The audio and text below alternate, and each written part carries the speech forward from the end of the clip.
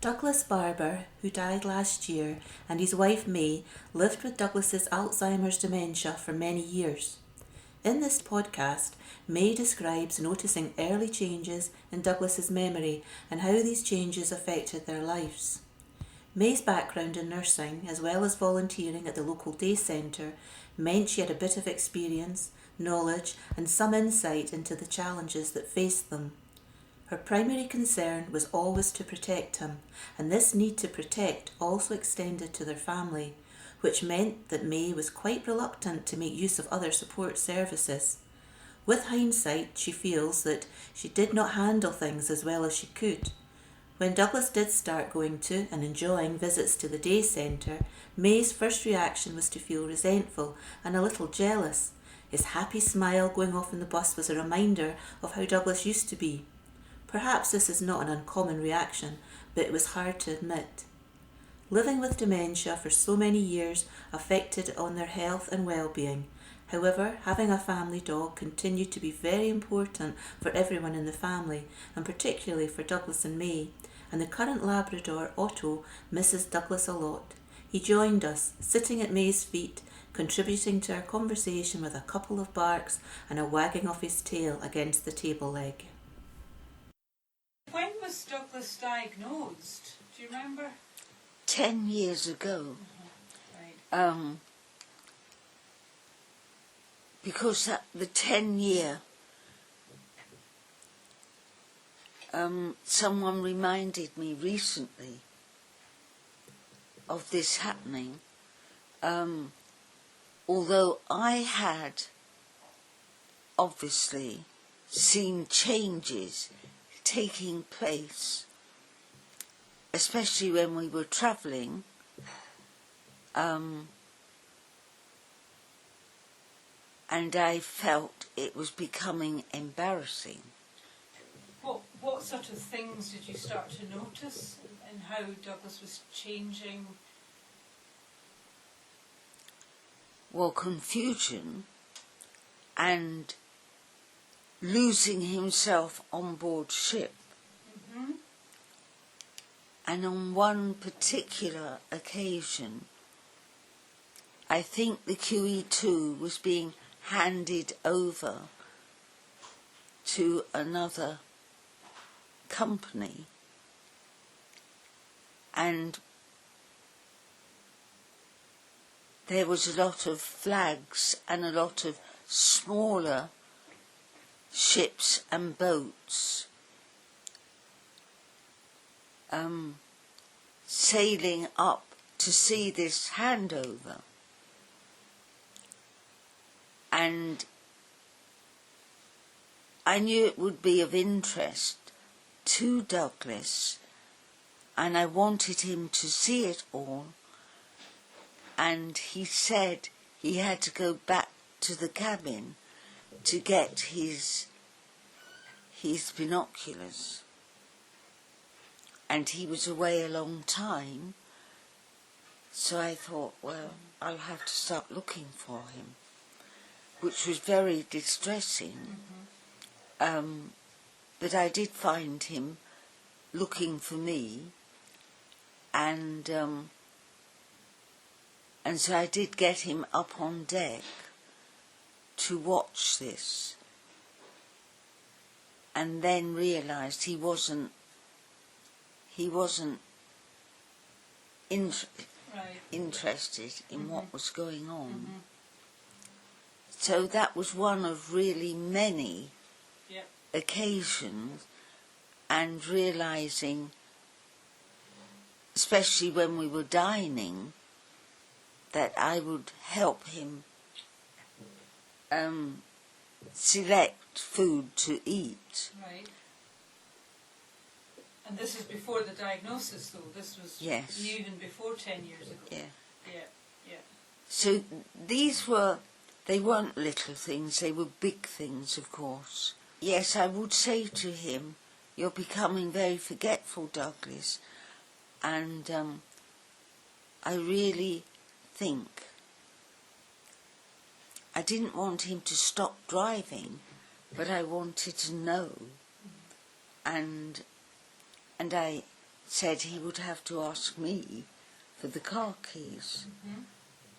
So there were lots of incidents like that. That must have been quite a worry It was at that time. tremendous worry. And then there was another incident when he came back from Rotary, and I asked him, as I always did, how was Rotary? Was it a good speaker? And he was very silent. And I said, I don't think you enjoyed it. So I was suggesting to him, and he said, no, it's changed. Okay. And it was very sad, because he said no one wanted to speak to him. Right, okay. So he was aware? Yeah, Yeah. very much so. Yeah. And in fact, I've always intended doing something about that, because that should never, ever have happened. Yeah, yeah. So there were awful changes, really, for someone like Douglas, who was extremely vocal. But when he was trying to explain something, no doubt you would have a voice saying, oh, come on, Douglas, get on with it. I know that. Because quite often it's words, and the word that people, they want to say the word, they know the word, but there's a problem getting it out. Yeah. Is that how it came across? It was. It certainly was. But he would react to the way he was being spoken to, and then would shut up Right. Okay. and not really being allowed. Right. And I thought that was the most awful thing. And then eventually, when he came back from Rotary, from a meeting, I said to him, how did the meeting go? Who was the speaker? And there was silence. And I said, well, you don't have to talk about it if you don't want to. And he said, would you mind very much if I never went back? Right. Which was dreadful, because he'd been president and so on. And I said, no, of course I wouldn't, Douglas, but that doesn't mean to say we don't go back. We can go back for certain meetings. And I think we did occasionally, if it was ladies were welcome as well. But I realised he wasn't getting anything out of it. And it was becoming a task rather than a pleasure. Yeah. Yeah. So there were lots of incidents like that. Yeah. And I would want to protect him. And it's not easy to do that No. with people with Alzheimer's. And when at home, in terms of the home situation, was that more easy to manage initially because It was places are because family realised, and they knew his sense of humour, so it was easier at home. Certainly was. the environment would be safe, familiar. Yes, and walking out with the dog. And I think I did try to keep it as normal as possible, but it was a very, very difficult task. Yeah. And then I realised I needed help as well, because he needed a carer to take him out, and possibly I realised I was becoming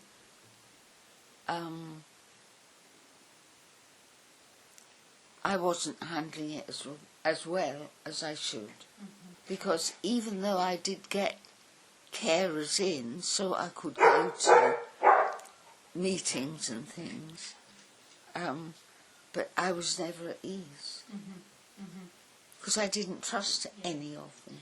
So your life must have changed quite a bit. Oh, considerably. Yeah. Considerably. But I don't think there was any other way. But it was cruel, because he was, and this must happen so many times. You know, if it was a school teacher, or yes, it's a dreadful thing to live with. Was there not some medication? Was there some time when he tried some medication? Yes, there was. At the beginning, was that? Did that make a difference No, at all? it did not make a difference. Yeah. It certainly did not. In fact, I can't think of anything. Yes, there was. I used to help down at the I can't say the word now. I can't remember the word. It was a day centre, was it, down in I used to help down at the and I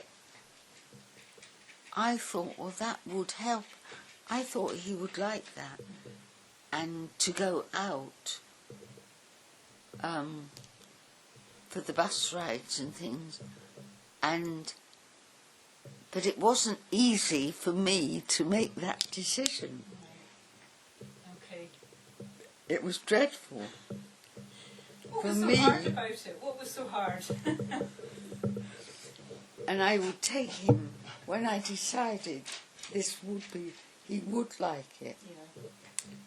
Whereas I think I had probably been saying, no, he would hate it. That's not Douglas. But he did like it very much indeed.